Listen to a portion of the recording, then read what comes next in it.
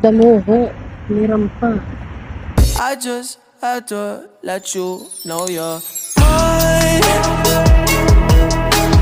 Hands on your body, I don't wanna waste no time. Feels like forever, even if forever's tonight.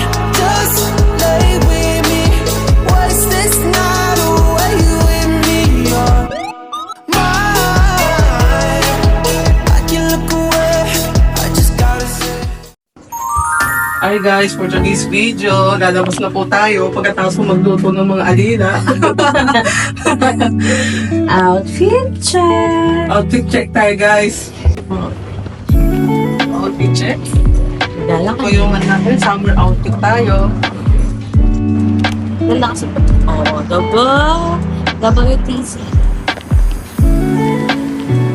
Life for each. I'm with Len.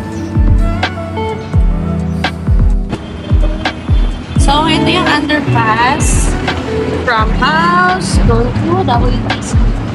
Nasa kami sa WTC. Pasok tayo dun guys para hindi masyadong mainit. Didiretsuhin natin kung makarating tayo sa coffee. Ito ang pasok sa WTC.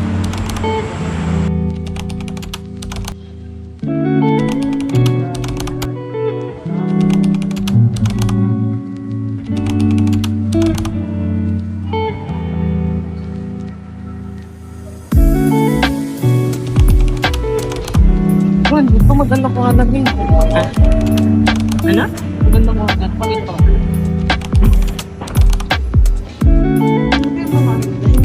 Sweets? Oh, daw.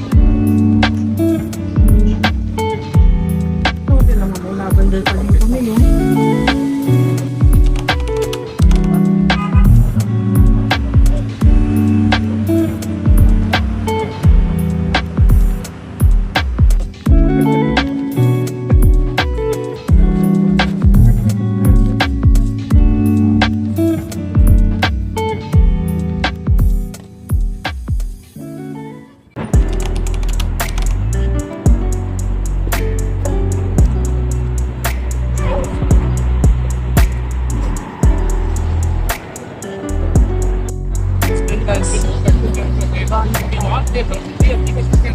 Grabe, ang ganda.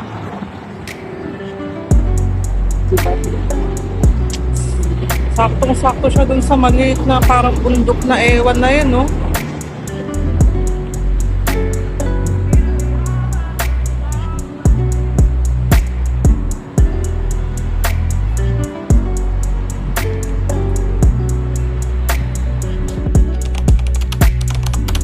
Kanino yan?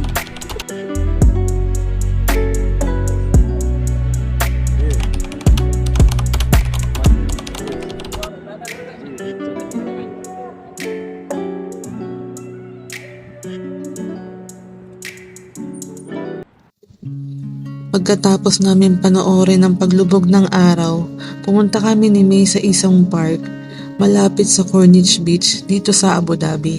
Tahimik lang, malamig ang hangin at habang naglalakad kami, may napansin kami isang maliit at simple na cafeteria. Walang masyadong tao.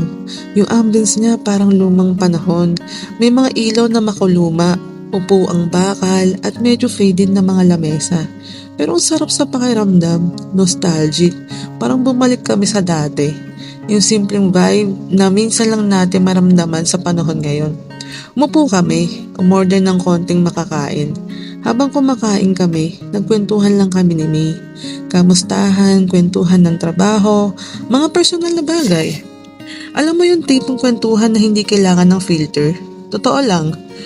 Sabi niya gusto lang daw niyang lumabas, lumanghap ng hangin, makawala kahit sandali. Ako naman pumayag. Kasi naiintindihan ko, minsan hindi natin kailangan ng solusyon. Kailangan lang talaga natin ng kasama, ng presensya. May mga bagay tayong hindi natin masabi lalo na sa taong mga malalapit sa atin. Dahil minsan natatakot tayong ma-judge o maintindihan. Pero kapag ibang taong kausap mo, wala kang pressure. Pwede mong ilabas lahat. Ako rin, hindi ko naisip na kailangan ko pala ng gantong moment. Yung marinig ang huni ng mga ibon, maramdaman ang simoy ng hangin, yung makaupo lang at makapagpahinga kahit sandali. Kaming mga OFW, ganito lang kasimpleng pahinga.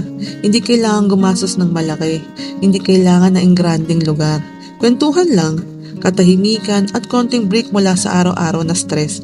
At habang nandito pa tayo, malayo sa pamilya, malayo sa sariling bayan, dapat rin nating matutunang i-enjoy kung nasan tayo. Kasi itong mga ganitong moment, parte lang to ng pahina ng buhay natin. Mga pahina ng sakripisyo, ng paghihintay, ng pagtitiis. Lahat para sa mga pangarap natin. Oo, nakakapagod.